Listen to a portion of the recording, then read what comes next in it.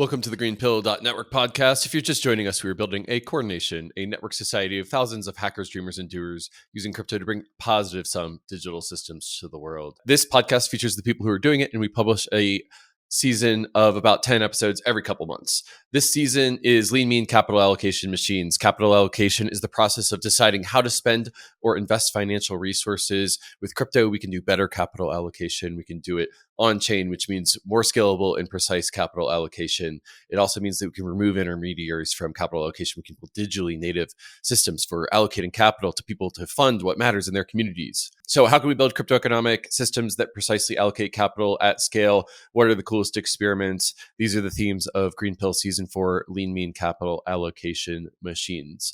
One special thing we're doing this season is allowing you to collect this episode. All episodes this season are going to be available on-chain. Go to pods.media/greenpill to collect. Thank you to JT Nickel, Hal.eth, SimonsSD.eth, 0x Lucas, SkyDAO.eth, James.eth, and MMA on-chain.eth for being our top collectors this season. All right. Today we have a conversation between Sejal Rekhan and Audrey Tang. Sejal is an organizer of the GreenPilled Network and also works on Gitcoin at Grants Lab. So a lot of the things that you hear about happening in the GreenPill Network are Sejal's work. And Sejal flew all the way out to Taiwan to interview Audrey Tang, who is a Taiwanese politician and a free software programmer who has served as the first Minister of Digital Affairs in Taiwan since August 2020. She has been described as one of the 10 greatest Taiwanese computing personalities and is a community leader of the Haskell and Pearl communities and a core member of GovZero in Taiwan. This is sort of an experimental episode for us. First off, I want to introduce you to Sejal and really sing the praises of Sejal, who has been behind the scenes on a lot of GreenPill stuff over the last year. You should get to know who she is. Her hosting this episode is a feature, not a bug. I'm really excited to give her the limelight and give her this opportunity to host a GreenPill episode. So first, I'm going to introduce you to Sejal, and then we are going to cut over to Audrey.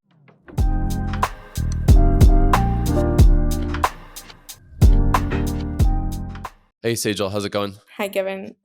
Going good. How about you? Pretty good. You want to start us off with a quick intro of yourself? Yeah, sure.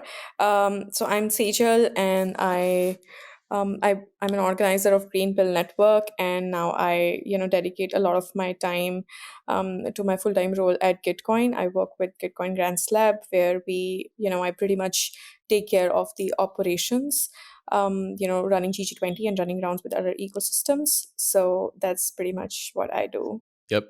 And this episode that we are recording right now is about your interview with Audrey Tang, who is quite a hero to many in the Plurality community, in the crypto community, in the digital governance community. What was it like to meet Audrey? I think it was a dream that I never saw. I didn't know that, this will ever happen. And Audrey is she's a living genius. I still remember the night before the interview, I just couldn't sleep.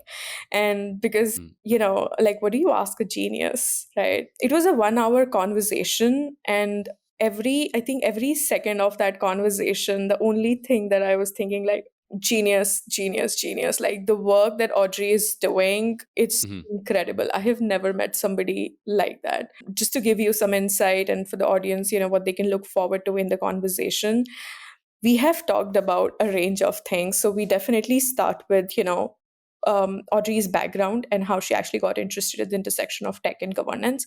And then we talk about all the work that Audrey is doing, in Taipei, which is around how, basically one of the most important things that they're solving for is how do you actually, look at the opinions of people at scale, right? Like how do you get the general sentiment of people so that, they're working on the tools for that, especially using AI, how do you train the language models? How do you scale it? A lot of those things. Then Audrey is experimenting with funding mechanisms. They were actually, when I spoke to Audrey at that time, she mentioned that there was actually a QF round happening at that time. So she talks about that, how they actually do a lot of, these rounds without really using, if I can say jargons or, the words that we use in the crypto world, but they actually do a lot of it without really using those jargons, right? So they were already in the middle of a QF round, planning RPGF round, and Audrey has talked about how she actually keeps her updated and do these experiments. I just want to interject. In the crypto world, we are running RPGF rounds and QF rounds left and right, but this is the head of digital affairs in the Taiwanese government that's running QF and retro PGF rounds. Exactly. That's how the intersection of this crypto world intersects with the real world of nation states in governments, which I think is incredible. Incredible. Yes, exactly. And this very cool concept that she told me about, which I would love to, share here, is that they have something called reverse mentorship, which essentially means that somebody who is younger than you, who is, in this space, they basically are your mentors, and they, share with you the experiments that are happening and the new things that they as government should try and experiment with, right? So her mentor is, at that time when we spoke, was Mashbean, who is one of the Greenpill chapters member also, right? And through Mashbean, she actually is, experimenting a lot of things, so which is pretty cool. And the last segment of the podcast is also super interesting, because that is where we discuss Audrey's favorite music. Like, what does she do with, in her free time? How does she like to spend time with her family? Like those kind of things, because I think I just couldn't hold myself, asking those questions. Like, even somebody is this genius, you want to know more about them. It's nice to know the person behind the title. And the thing that I want to call out for the audience is that, Sejal, you flew all the way to Taiwan to have this conversation with one of the most prolific promoters of free software and digital democracy out there. And one of the things that I want the audience to think before they listen to this episode, because this is a new episode, you're going to be hosting it instead of me. I was not able to make it to Taiwan. Is like, you keep saying she's a genius, and I think that we agree that she's at the forefront of this movement. And what we're trying to do with the Greenpill podcast is democratize those conversations and put them into the earbuds of people all across the world. So all you got to do is listen to your podcast player and get access to one of the most amazing, prolific thinkers in this space. And that's why I wanted to air this episode, even though it's a little bit experimental, because Audrey is such an amazing person. And and the other thing that I want the audience to know is that you've been helping me behind the scenes with Greenpill for about a year and a half at this point, and you helped turn Greenpill into GreenPilled.network and helped launch all the local chapters. So it's a little bit of an introduction to the audience to you and the work that you've been doing at Greenpill as well. You want to say anything about GreenPilled.network or anything about that journey? Like, one of the reasons I actually got this opportunity is because Greenpill Network exists, right? So how important it is for people to realize that the opportunity Greenpill Network has. So if you are not a part of chapter yet, make sure you join Greenpill Network and you become a part of it, because everything that is happening in the space, even in my conversation with Audrey, I realized, like, this is exactly what we want to do at Greenpill Network. We want to do with different chapters, not just in Type B, right? That's also Audrey's vision, right? So I think there is a great opportunity there, and I always think the work is just getting started, right? So there is a long way, and the more people we have in this journey, I think the farther we will go, and it would be fun. So it's just getting started. Great. Well, why don't I hand it over to you to introduce this episode with Audrey to the audience, and then we'll cut over to Audrey. Yeah. Like I mentioned, Audrey is, the digital minister of Taiwan, and she has played such a crucial role in, bringing AI and working with the open source community at Type B. This podcast episode covers her background in tech and governance, and how she actually started experimenting with AI and what she has done with open source community there, and how she plans to sort of integrate and experiment with different mechanisms that are getting built in the Web3 space, the funding mechanisms that are getting built, because they're already doing that. And she also talks about the opportunity for people if they want to become a Taiwanese or Taiwan resident. By the way, every 10 minutes you will you will hear me saying that, oh, I would love to learn Mandarin and just be here and work with you, which is like me just I think a fangirl moment. But yeah, and she talks about that, how that is possible. So all these things, so it's like a when a movie is released, it's like a blockbuster movie. I think this is like a full power packed episode, which a lot is covered in this episode, and I hope that people enjoy this. All right, well, let's cut over to Audrey now. Thanks, Sejal. Hello, I'm Audrey Tang, Taiwan's digital minister. How did you become interested at the intersection of tech and government? I joined the Taiwan cabinet in 2016 after working for 2 years with the cabinet minister. The main idea has always been to increase the bandwidth of communication. The internet, democracy worked with each other to make what we call digital democracy. I am so inspired by the work that Taiwan is doing. Would you like to be a Taiwanese? I would love to. The work that is happening here is just baffles me. The whole space of open source and Web3. Hashtag free the future. I want the kind of future that is more co-determined by people in the future than by me. So we'll start with, how about you introduce yourself and your background in tech and government? Sure. Hello, I'm Audrey Intro, Taiwan's digital minister. In Taiwan, 数位 means both digital and plural. So I'm also the minister for Plurality. And I joined the Taiwan cabinet in 2016 after working for 2 years with a cabinet minister as a reverse mentor in rulemaking. And in my previous jobs before entering this line of work, I worked with the open source community a lot, founded a few companies, worked with the Apple Siri team. I think the main idea has always been to increase the bandwidth of communication across sectors. So even though I am in the public sector now, I'm still working with the government, not for the government. Yeah, love it. How did you become interested at the intersection of tech and government? Is it like because of your background? Like, how did this interest come from? Well, when I was born in 1981, the year of the personal computers, Taiwan was not a democracy. We were still under the martial law. The martial law only lifted in 87, 88, just when the internet started. And we had our first presidential election in 96, which is the year of the World Wide Web. And Yes. so for Taiwan, it's not just me. Internet and democracy are not two things. They literally arrived roughly, on the same year. So internet, democracy worked with each other to make what we call digital democracy. Wow.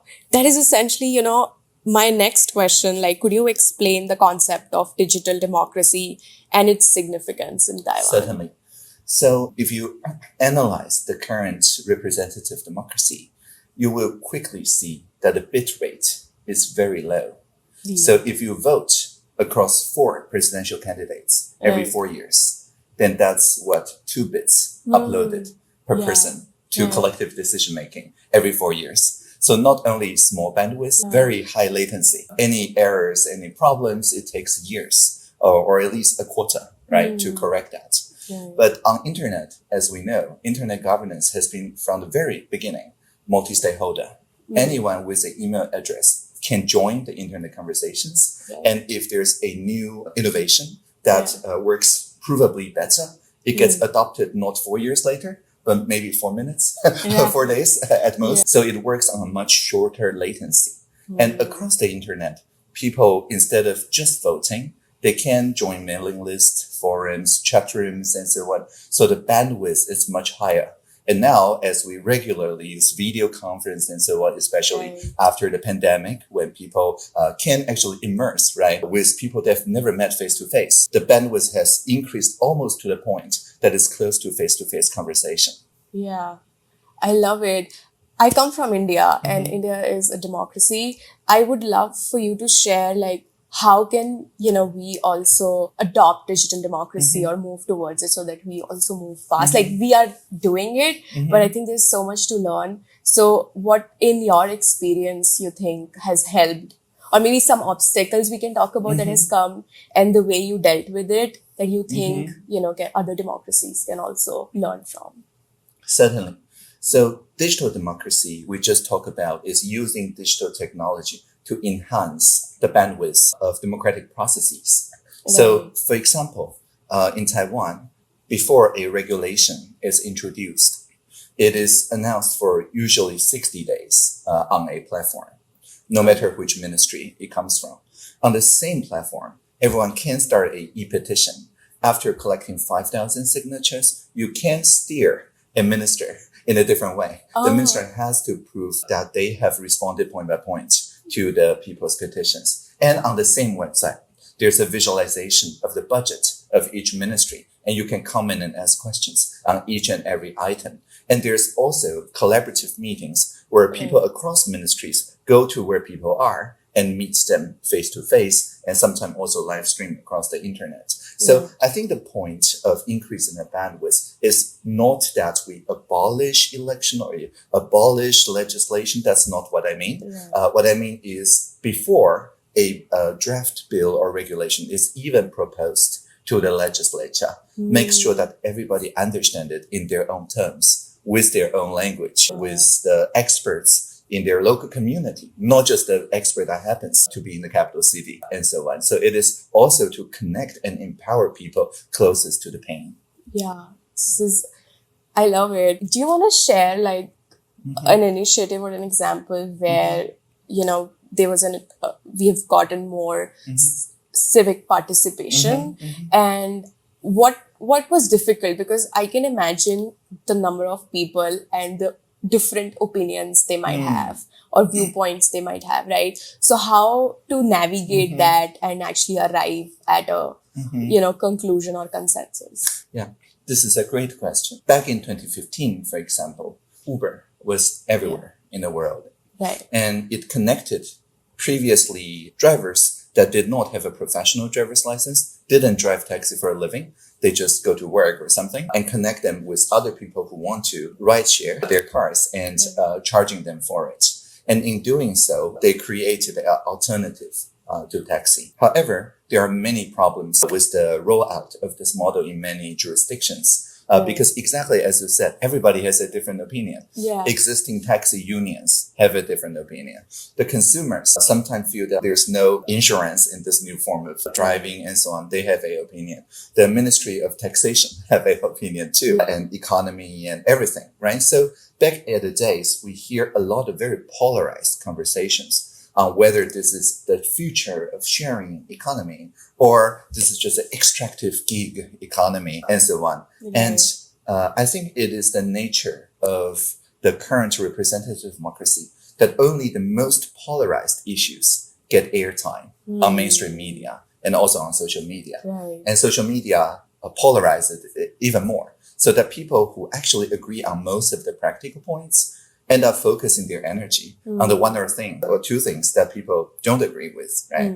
And so this kind of polarization is also enhanced by digital technologies. Yes. So we just said that digital is good for democracy, but it's also good for destroying democracy, right? So back in 2015, instead of debating those polarized points on Facebook or other platforms, we built our own platform, the VTaiwan platform, and invited people to deliberate, not debate, on the POLIS technology.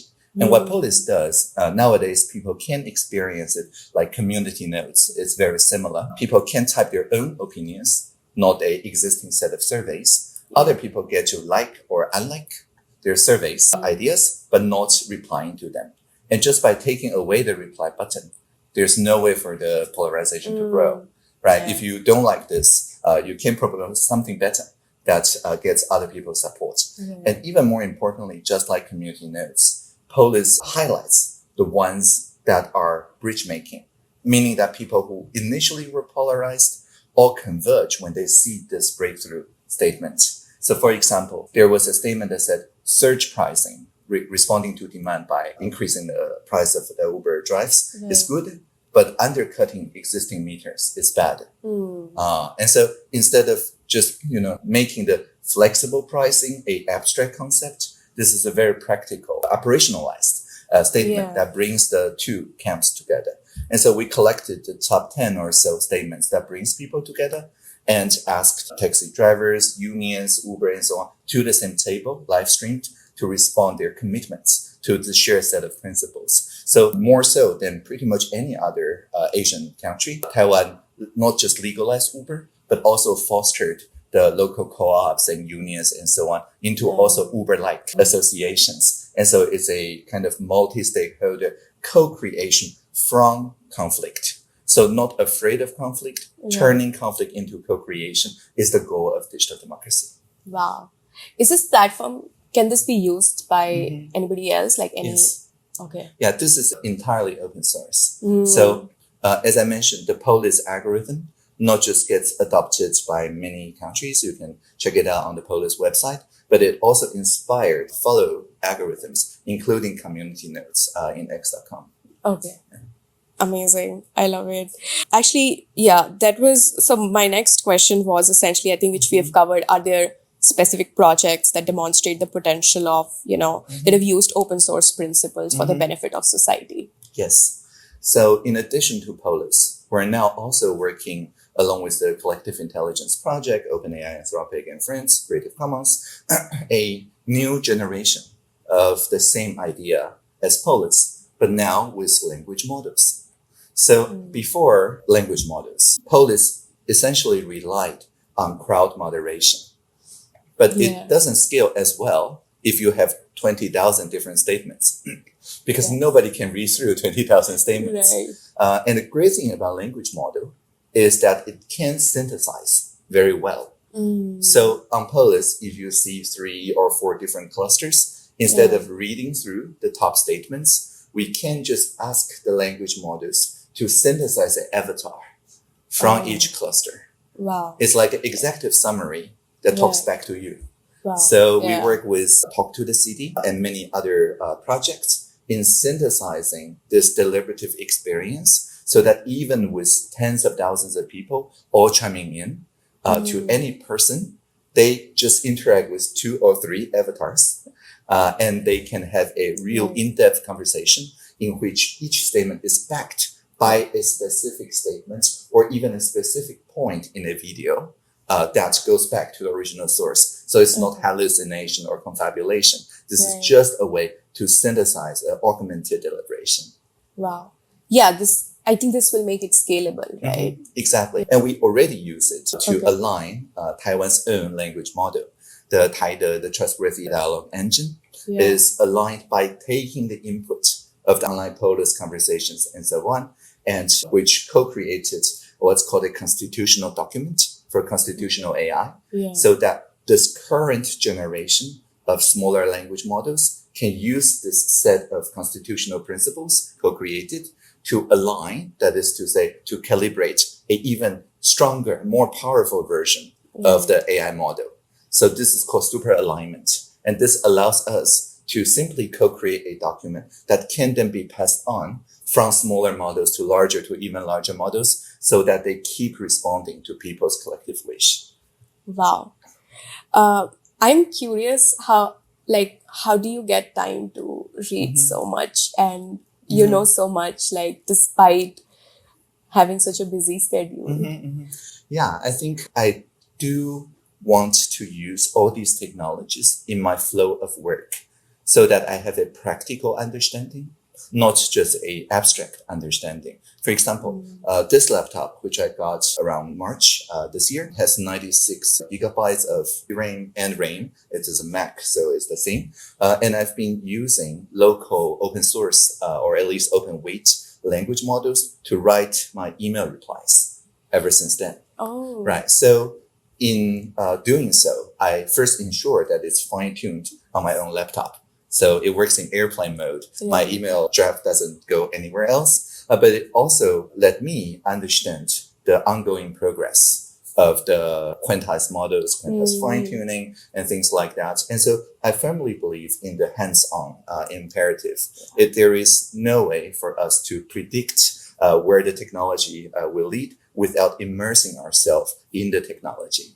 100%. This makes me wonder, you have such a good hold over what's happening and you're on top of it, but how do we, because if we have to actually bring a change and make it scalable, we also need to have other people or other stakeholders, maybe other ministries, understand it the way we understand it, right? So how does that happen? Because that can happen, right, especially in a democracy, right, where one department or maybe one stakeholder understands it, but how do we make sure others are also moving along, because then only it will be able to actually happen or be scalable? Definitely, that's a great question. So for example, last August, just a couple of weeks before the ministry started, our website went online, and in the same hour pretty much all other websites and other ministries was under attack following Speaker Pelosi's visit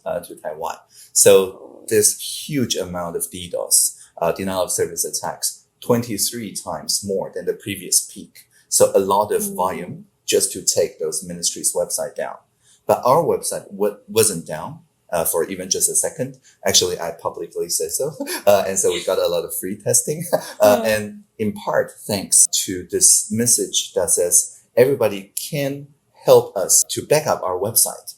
You just install the Brave browser or a IPFS node and you pin ipns.moda.gov.tw and suddenly our website is backed up in your computer. So by enlisting the Web3 communities, instead of telling other ministers that, IPFS, decentralized technology, whatever, just lets them see it in action. Like their websites, because there's no way for other people to back it up, was down for a few hours, but us, we kept afloat. So after that event, many ministries ask us, what is the trick? Because their vendors, their system integrators say that it's impossible to back their website up to IPFS because it was designed differently. It is not a static snapshot, right? And so then we open sourced the entire technological stack of our website so that other ministries can simply tell their vendors to copy and build from this idea and basically do most of the rendering in JavaScript and client and so on, so that they can also publish over static page, including IPFS, but also ordinary. And so basically the idea is to show instead of tell. And once we show, we also open up as public code our implementation. So with zero budget burden, they can also incorporate it in their own systems. Yeah, I love it. That is one of the things that I've also learned from Kevin, who I work with, right? Like show over tell, like that is such a huge impact.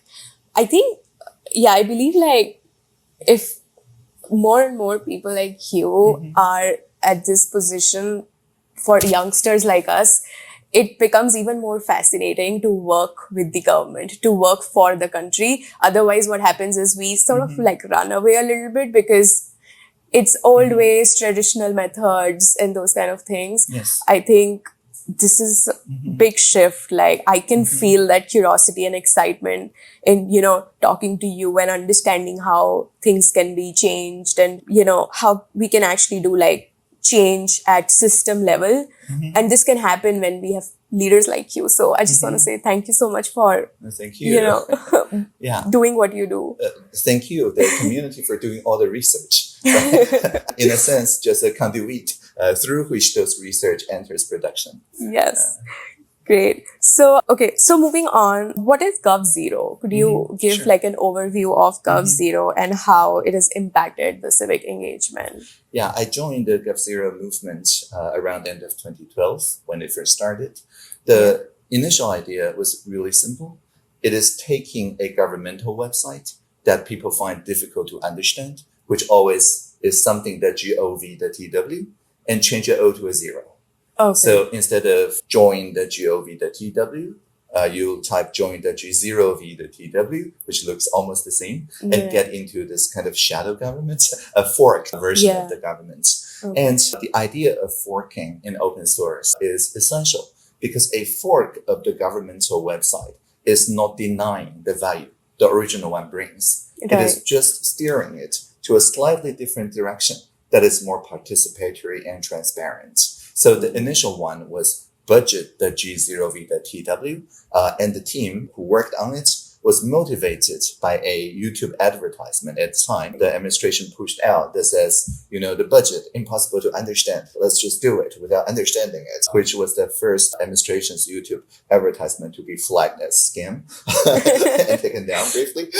Right. And people really don't like the message, right? Because if the budget, the PDF printouts are difficult to understand, it's not the people's problem, it's the government's problem. Right? And so GovZero visualized the budget into very easy to understand boxes and circles and so on, interactive ones. And as I mentioned, you can click into each one and type a Q&A and so on. So this entire system is now back at join.gov.tw. It's merged back. Another thing about forking is that some forks are soft forks. Right? They are forked with the intention of being merged back. Right. And that describes many GovZero projects. They are creative reimagination of governmental websites and processes, but always with the hope that because it's open source, if it works really well, then it's like research where, again, the government is like the deployments, they get merged back the next quarter. Right. Wow. Amazing. I'm just, there's one question that is coming to my mind, which we discussed, I think, 2 questions back. Like there's so much happening in terms of making it easy for people to understand budgets and everything, right? But do you think it might be difficult to get people interested in it despite making it easy? Because sometimes what I have observed is like on an individual level, if it is not really affecting us, people don't really care, right? How do we get people to care about it? Because we can simplify it and, This is a great question. Very interesting question. On the Join platform, we observed people who spend the most time on it are around 17 years old and 70 years old. and so, I mean, I guess both of them have more time on their hands, but also they care more about the next generation. Compared to the people in the middle. The people in the middle have duties, responsibilities that they have to immediately take care of. But the people who are 17 and 70, they think longer term. They think on longer horizons. Right? So they are natural allies. And we get e-petitions. For example, the one about banning the plastic straws a few years back from our signature boba bubble tea takeouts, right? And so this kind of petitions doesn't come from nowhere. It comes from our basic education. And the basic education, because of our new curricula, we de-emphasized road to memorization, literacy, and so on. In fact, we changed all occurrence of literacy into competence. So instead of consuming something, we want to co-create something. Competence is when you're a producer, right? So actually that petition was a civics class assignment from the teacher to high school students saying, find something that you feel wrong and start a petition about it. Wow. Right? So it's like starting social movements as part of your schoolwork. Right? So instead of taking Friday off to strike, your Friday is doing petitions. Right? So by creating the mechanism to encourage participation before they even turn 18, it actually prepares the society to look at the future voices and with the help of people who are around 70 years old to amplify it on the internet and so on. It very quickly got 5,000 signatures and we met and had a multi-stakeholder meeting and so on. And so the point I'm making is that it is not for the government to ask people to care. There are already people caring about such topics. It was just that maybe they're too young. Maybe they don't have a constituency for a legislator to represent them and so on. But if we create mechanism so they can form ally with people who they have never met in real life, then they actually assemble together into new form of association so as to kind of decentralize the autonomy of organizations. Wow, I can talk to you for the whole day. Yes, let's do that. So my next meeting is more than an hour away, so so we can talk more. So I am already so interested in talking to you about the book that is Plurality. You've written, Plurality.net. So before getting a little bit into book, what is plurality? Sure. So plurality means technology to foster collaboration across diversity. So there are 2 dimensions. One is about building deeper and deeper connections. There are technologies that, as we mentioned, increase the bandwidth of communication. When I was young, when we're in different countries, we can only really type in real time. Or write long emails or whatever. But now we can just put on some VRMR and send each other our codec avatars right? And feel that we're in the same room, right? So there are deeper collaborations. That's one line of technology. There's another line of technology that extends the organizational capabilities of people. For example, if we just meet people in the same room, around 150 people, we cannot keep track of each other anymore. When there's more than that number, Dunbar's number, we cease to operate in a concrete person-to-person level. We move to a hierarchical level. And this is not because we're slaves of bureaucracy or whatever. This is just a wetware restriction of our brains, our minds. But as I mentioned, if you make use of synthetic avatars, of augmented deliberation, you can break through that barrier and have meaningful conversations with tens of thousands of people to compress their common ideas, but not losing the nuance, right? So if you have participated in consultations in the bad old days, by the time it reaches the cabinet ministers, it's just 5 A4 pages, and all the nuances were lost. The local people may already have a very good solution, but with more parameters, like all these sectors need to coordinate in very specific way. But once it's compressed to an executive summary, because of lossy compression, that is lost, right? But now with language models and so on, we can actually keep the nuance. And I can just type questions or say, oh, now I have a concrete situation. How would the original tens of thousands of people's avatar deal with this? Citing back to their original communications. And so in this way, it scales not just listening, but also conversation. So we have technologies for scaling and we have technologies for deeper connections. And instead of having them like being opposite of each other, which is sometimes portrayed, we think of them as two dimensions. So plurality is to both increase collaboration and also increase diversity. So it is the general direction of developing technologies that doesn't reduce people to just, dollars or whatever transactional things as we scale. Because there are many ways to scale things if you conflate everything into just a dollar value. And it is also not developing virtual reality that ends up becoming solo reality, which is me and my imaginations, right? Which is reducing diversity, right? So deeper, but also more diverse. I love it. Again, like my mind is just, going back to one of the questions that we discussed, which sort of relates to this, for increasing diversity, like how do we get, one of the things you said, like we need more local people to be involved, not just experts, right?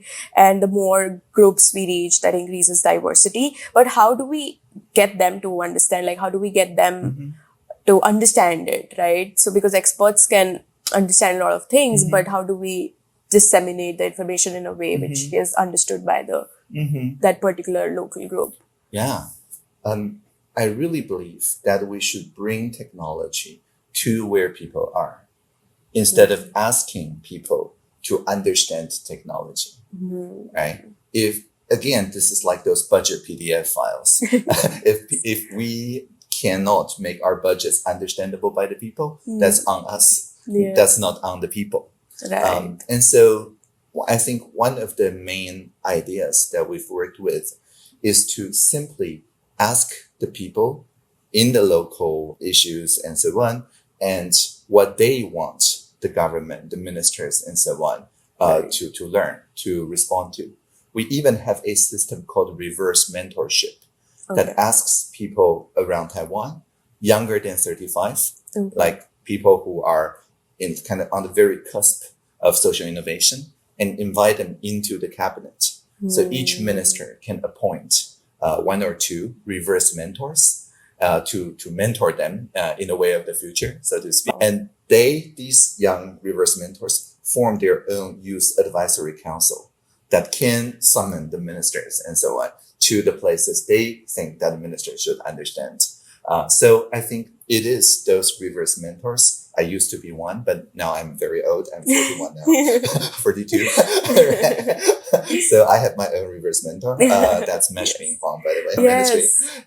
To lead the way. And so I think by flipping the idea of mentorship, we can flip the original thinking of we need to pedagogically teach the people the way of technology. No, it's not like that. It is the people, and especially young people, who have worked deeply with a locality, with a community, to ask the policymakers, the cabinet ministers, and so on, to adapt the technology they're developing to the people's needs. Yes. Can I be a reverse mentor? Of course. Would you like to be a Taiwanese? I would love to. Yeah, I was, I am so inspired by the work that Taiwan is doing, and especially you. I was wondering that how about I come here next year, enroll myself in National Taiwan University to learn Mandarin, and I work with you. Awesome. And because I feel the work that is happening here is just baffles me. It's so incredible. And when I, work in a different setting in Web3, also like in different, I think there's a lot, like there is still gap that world needs to know what is happening here. And we need to sort of like do so much more because you are so open to try and experiment. Yeah, so definitely. Vitalik, Glenn Weil, and many friends, they are holders of the Taiwan Gold Card. And in fact, we never defined Gold Card to only the elites, right? The best universities, the ones with the highest paying jobs. No, anyone who can prove they have contributed to the Internet Commons for 8 years, whether it's blogging or communication or open source, documentation, doesn't matter. As long as there's a way to verify that you have contributed for 8 years, you get a gold card. You become our resident. Yeah. Yes. Yeah, but I'm young, so I've not contributed for 8 years. But really? Yes, I'm 26. Okay. So when did you first encounter the open source Web3 community? Thank you for asking. It's not that old. Like I'm comparatively very new. So it's been 3 years, 3 years when I actually like sort of started knowing what this is happening. And I was frustrated with my job. And I was like so fed up of the old methods and everything that, they were using. And then I got introduced to this whole space of open source and Web3. And that's how I started. Okay. And well, I mean, I can still look at your contribution because a ministerial recommendation can actually substitute for 8 years of experience. Yes. Yeah. So maybe we should talk after the interview. Yes. Yeah. By the way, because we are talking about plurality.net, I want to share that we are starting a book club for plurality.net. Okay. Yes. And Glenn has been also very kind, and he said like he will try to join some sessions. So we are around 15 people who will be meeting bi-weekly and discussing the concepts of the book. So okay, that's awesome. Yes. Yeah, I think we really tried something new this time because when Glenn asked me to co-write a book, I said the only requirement is to relinquish the copyrights and publish as we write. Because we know that this field progresses so quickly. So if we do it the traditional way, the entire book may be outdated by the time it's published. Yes. It's only by working in the open and with book clubs everywhere can we keep updated on what's actually happening in the field. Yeah, that is amazing because it's so fast. Like, you wake up and things change. Exactly. So yeah, I just wanted to share. So anybody who is watching this, if you're interested in joining the book club, you can drop a comment in this channel or reach out to me at Sejal Rekhan. So I'm initiating the book club. Great. Okay. So many questions I have in my mind right now. Yeah. So essentially, like, because we're talking about the book, can you share any personal experience or insights that actually inspired you to write this book? Like, sure. Yeah. Yeah. I think the motivation for me is that by the time that I share with the world what we did during the pandemic, without a single day of lockdown, so people can always travel between cities during the whole 3 years, thanks to very innovative use of collaborative technology, or how we countered the kind of threats of information manipulation, again, without administrative takedowns and so on. I usually conclude with my poem, which is my job description, the one that I pinned on my Twitter, right? Yes. Which ends with the line, whenever we hear the singularity is near, let us always remember the plurality is here. And usually by that point, people become very inspired and ask me, okay, how exactly do we make sure that plurality is here and can apply to our society? Because without such a book, it feels a little bit like Taiwan exceptionalism. It feels a little bit like, Taiwan is something else entirely, right? But it is not like that. Right. Back in 2014, the administration had the public trust level of maybe 9%. So we also had a time where there's like absolutely no trust in the democratic institution. We also had deep divides between the peoples. We have actually more than 20 national languages, 16 or more indigenous nations. That's a part of Taiwan that was not very well known to the world. Right. So I think the point here is that Taiwan evolved this plurality direction, not because we're so exceptional, but because we made some good choices in specific points in history. And those choices, any jurisdiction can make those too. Right? So I think turning something poetic and inspiring into something that's more like a handbook, something practical, it is the original motivation. Wow. It seems like you need to have the right intent and then, you can do it. Love it. Yeah. So before, leaving the book topic, just last question on the book. What do you see as the most significant challenges facing pluralistic societies in digital space? And what are some potential solutions? Yeah, definitely. I think it is techno-solutionism, right? So if instead of what we just talked about, which is adapting technologies and aligning it to societal needs and continuously aligning these two together, there is a strong tendency in some technological communities to simply say, let's just solve a problem, right? Let's solve democracy, right? Let's solve this or that, by which they actually mean let's, through network effect or whatever, build something that is so widespread and adopted that the old system simply goes away. The old institutions, we can ignore them and just solve everything with the new institutions. Frankly speaking, there were some people like that in crypto communities too, right? Like all the coordination failures, all the issues with old finance and so on. And let's just build entirely new systems and take over the world. And so the old problems just go away. After a few years, of course, we now see that's probably not the case because there really is no reason for everyday people to switch to a new system if the legitimacy is more or less the same, even though it may be more convenient, more secure, and so on. Inertia has taken the upper hand in most of the societies. So instead of getting frustrated as a societal inertia or whatever, right? No, let's just say, however, we can adapt those technologies and put it in the hands of these people. So instead of solving their problems, empowering them so they can solve their problems. And so instead of the technologists becoming a savior, right, we actually become just kind of bootloaders, right, who bootstrap conditions on top of which people can work together. And so I think this viewpoint is now gaining ground. But in the past few years, we did see a lot of techno-solutionism. I love it. Wow. I wonder, I know you do public office hours, right? So I read your conversation with, I think, Ethereum Foundation, where you mentioned how you want to do more QF rounds. So do you want to talk about what interests you and what do you think about that? And do you plan to do something like that in Taiwan? Yeah, we're in the middle of a QF round right now.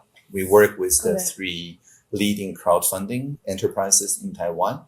And we essentially ask the society for ideas that further the ESG goals, the SDG goals, using communication technologies. So the only thing we ask is that it needs to be portable.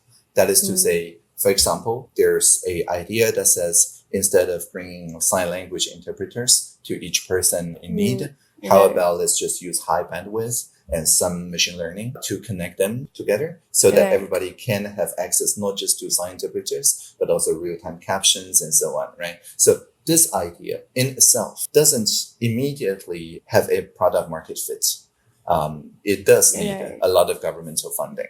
But from the government side, it is actually much more cost effective than hiring individual sign language interpreters, right? Because these interpreters still have a job, but now they can serve much more people and spend more time interpreting instead of traveling from this client to the other, right? So it improves everybody's well-being. And so for things like this, we just ask them to write up their proposal, ask the crowdfunding, and each crowdfunding site agreed to publish the tally of the square root of each individual contribution, so that the ones that have the highest sum of the square root gets the highest award from the government.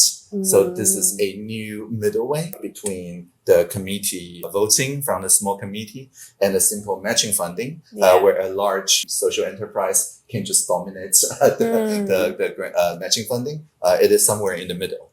So we're currently in the first round as a ministry for this kind of experiment. Wow. Yeah, because I feel like I was, wondering, even when I was talking to Kevin, Gitcoin, like they are, actually building the tech where anybody can experiment with different funding mechanisms. Right. So QF is one, and then there is retroactive funding, which I'm really fond of because it just, rewards people and who have contributed in a meaningful way. But my only fear is like, I just hope that anything that is getting built is useful to people even outside that bubble, right? So that is why I feel like, what should we do to use the tech like that, which can enable these mechanisms here? Yeah, this is very intriguing. I think just as we work with the leading established crowdfunding sites, not running our own QF run, but running it with the 3 Taiwanese enterprises that already have experience connecting the impact investors, the social entrepreneurs, and so on together. We also think retro funding doesn't exist in a bubble or in a vacuum, but we need to connect it with an existing ecosystem around what's usually called pay for result. Or pay for success or social impact bond, many names. But there are existing communities, again, connecting impact investors and the public sector based on idea of measurable outcomes. And so instead of saying, retro funding is mostly digital or mostly Web3 or mostly new innovation, we simply say, actually, it is just a way to streamline the process of what existing pay for result arrangement is trying to do. So again, not as a savior or a solution provider, but rather as someone who empowers the bootstrapping of such processes. So it can scale better while working as deeply as before with the existing communities. Yeah. Amazing. Yeah, would love to, we are already doing a live round, which is happening. So we spin up a live round in Funding the Commons event that happened recently, where contributors of GovZero, DAO0, and FabDAO, they've applied. And we had the small matching pool, which was raised by the organizers, around $3,000. And people have talked about their contribution in these organizations. And so we're doing that. Yeah, I think these kind of live demos is really key, because individually, those ideas, hyper certificates, retro funding, quadratic funding, and so on, they look good as a formula, but it's very difficult for people to think in concrete terms, like how should we coordinate? Who will I lobby? Does lobby even work? In such mechanisms. So I think the key here is be like a sandbox. That is to say, with a very kind of gentle and humble matching fund level, not immediately throwing billions of dollars into it. And frankly speaking, let it fail. Let it fail in interesting ways. Because it's open source. When it fails, you keep those parts, right? And then you can recombine to make it better.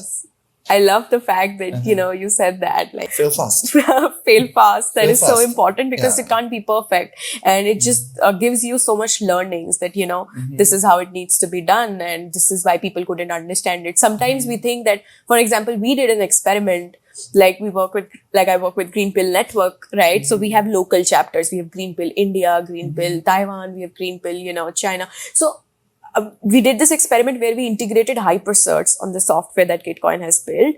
And when people had their grants displayed, each application had hypercerts displayed.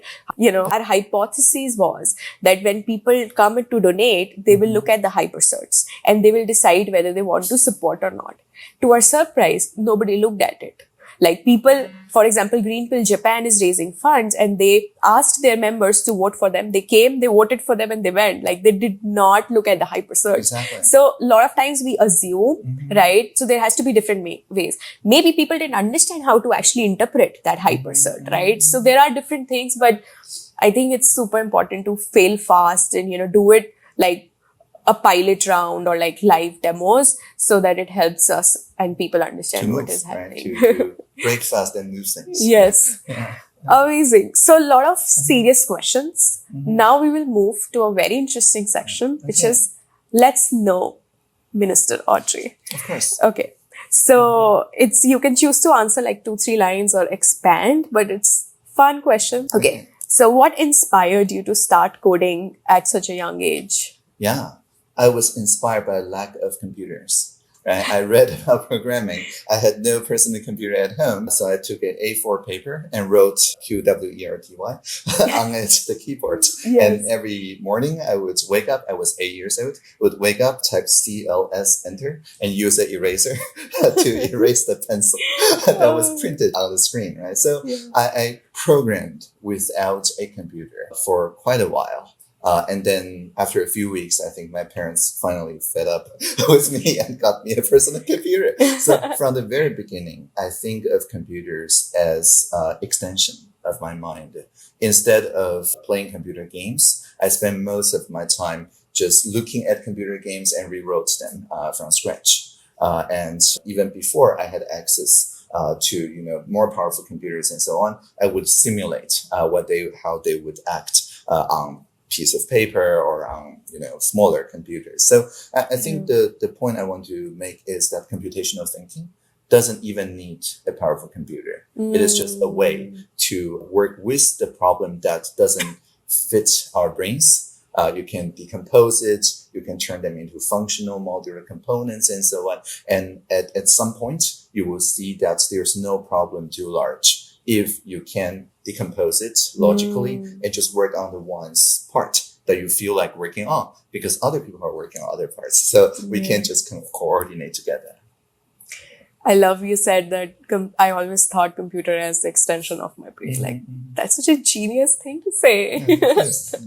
Love it. Okay. So what is your favorite tech tool? Like one tech tool you can't live without? Oh, that's definitely my icons. Right? This is, I think, the pinnacle of assistive technology, which always put the dignity of the person. And I love the fact that it doesn't push advertisements to my retina. It is very transparent. Yes. And I can fix it myself or bring it to the people down the street to fix it without signing a NDA or paying 3 million licensing fees. And so, so I think all technology should be like my icons. Yes. Wow. Love it. What is the recent tech innovation that has excited you the most? I think just today, right, I read on Nature that the DeepMind team have successfully introduced a new novel program that tackled mathematics combinatorial problems better using language models as a part of evolutionary algorithm.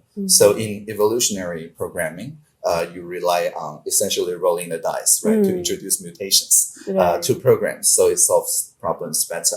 But instead of just rolling a dice, they are now randomly sampling language models. So it moves through the search space much, much faster. And so this is one good step toward an extension of the planning part of our mind, not just the recital part of our mind, but can basically move the researchers, human researchers, from a point of they have to both think and operationalize the research to just strategizing about the research. Right. Wow. This makes me want to ask, what are your sources of information? Like, what do you consume? Like you said, you read this on Nature. Like, so what are the different sources that you sort of go to for reading latest? It is very random. I, of course, subscribe to some Substacks. I read X.com feed. I recently reactivated my Less Wrong account, and so on and so forth, right? Hacker News, Reddit, and so on. So I think it's not what I browse. I seldom scroll my devices. I insist on using a stylus so that it's almost always intentional. So I don't do doom scrolling or any sort of scrolling. I wake up, I think of a keyword I want to explore today, and I search for it across different media and platforms and so on. And if I go on social media, which I don't often, everybody know in Taiwan that my Facebook feed is empty with just a inspiring quote. And this is called Facebook feed eradicator. So basically, I don't let AI take over my mind. And I always begin with a intention, either from a stylus or typing a keyword or things like that. Wow. Now, do you have any hobbies that people would be surprised to know about? I'm sorry? Do you have any hobbies that people would be surprised to know about? Well, I love hugging trolls. Troll hugging is my hobby. I would just sometimes search for people talking about me or the policy that I'm doing. And if they write, 100 very angry words, like toxic words and so on, but even just 3 words in those 100 words, I can creatively interpret it as constructive. I would just engage with that person, but just on those 3 words.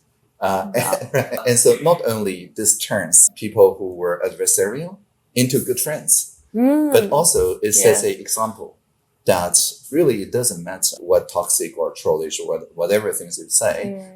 You can always, it's just like, wearing a eyeglass. You can always post filter the incoming input. So it only engages you in a positive way. Yeah. Wow. Yeah. One book that has significantly influenced your thinking. A book, Plurality, but that's a cheap answer.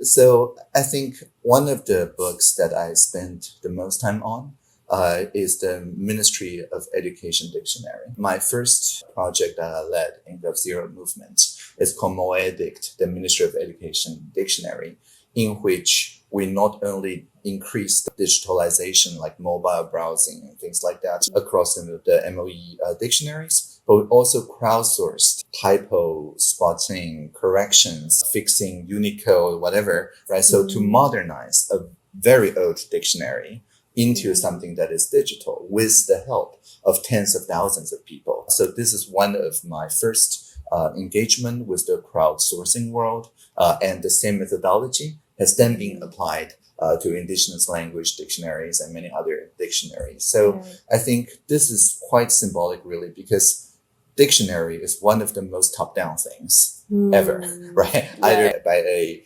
prestigious university or a government or things like that. But urban dictionaries, wiki dictionaries, and the Moe dictionary proved that the locally sourced, community sourced dictionary doesn't need to compete with the official one. Actually, it can build upon the official one. And our contributions were actually merged back by the Ministry of Education. And I was then invited to join the curriculum committee for basic education. So this is actually my first position in the government. So it holds a special place in my heart. Wow. Love it. Who has been your greatest role model or mentor in your career? Well, that's kind of difficult to choose, but I think Larry Wall of Pearl and Patch and RN fame probably has the most influence on how I worked with people, especially across the internet. Larry always emphasized the importance of plurality. In fact, talking about singularity is near and so on, and don't forget about plurality. I first heard that from Larry Wall, right? and I turned that into a poem. But the original idea of using the idea of plurality to overcome the threat of singularity, that came from Larry. Okay, amazing. Great. Okay, I'm almost towards the end. So 2-3 more questions. Sure. Paint me a picture of the world you want to live in. Sure. So I think a future where there's always more freedom to future generations is the kind of future that I want to live in. I don't want the future to be a more constrained space just because the current generation feels what's best for the world. If we optimize for a local optimum, then we actually foreclose and deny possibilities for future generations to do better. So it's always our hashtag to say, hashtag free the future. So I think this is a very meta answer to your question. Like, I want the kind of future that is more co-determined by people in the future than by me. Wow. What do you want to be different in the world in next 6 months? I think in the next 6 months, we need to pay very close attention on whether people see AI as something assistive, that is to say augmenting how people coordinate, or something that is authoritarian, that is to say dictating how people should behave. Because we are at the cusp of agentic AI now. As I mentioned, the Nature paper is one small step forward from a machine that can actually open up the possibilities to move toward very agentic AI. But a very agentic AI that prescribes certain interactions also forecloses possibilities for people to interact together if they have to be mediated through that agentic AI that makes essential decisions not with us, but for us. Right? So I think the most important thing in the next 6 months is democratic alignment. And by that, I mean a continuous aligning, like co-domestication, really, between the humanity and the assistive AIs that we produce. If there's no feedback loop, if it is just the humanity setting the initial conditions and the agentic AI evolving by itself to a point where they cease to align with what the next generations of human thinking is, then we risk just foreclosing history at one point in history. And then everything else after that is just a local optimum. Right. Yeah. Okay, second last question. What type of music do you like? Any kind of music, right? So sometimes I would just randomly play a music track. With that said, I tend to listen to music that loops an entire day. So for an entire day, I would just listen to one kind of music or even just one song. But the next day, I would wake up and intentionally switch to something different so as to mark a clear beginning. Nice. Okay. Last question. Can you share a glimpse of your typical day? What does your day look like? Oh, sure. So today, right, I woke up, I went to the National Science and Technology Advisory meeting, and then I'm doing this interview, and then I'm having a conversation with my staff to prepare for the live streamed response to my staff's wishes.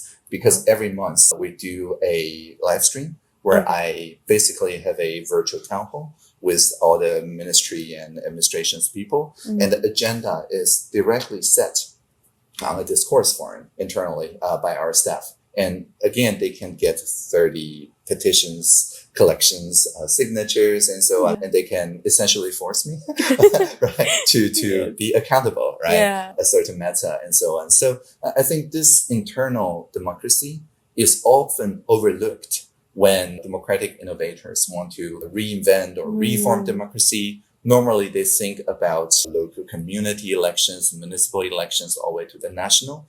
But actually, on large organizations' governance, this is a very low-hanging fruit because every leader in a large organization wants to listen at scale what's actually happening. And they want to engage with the collective intelligence of the staff. It's just that, again, limited by 150 people, then by limits.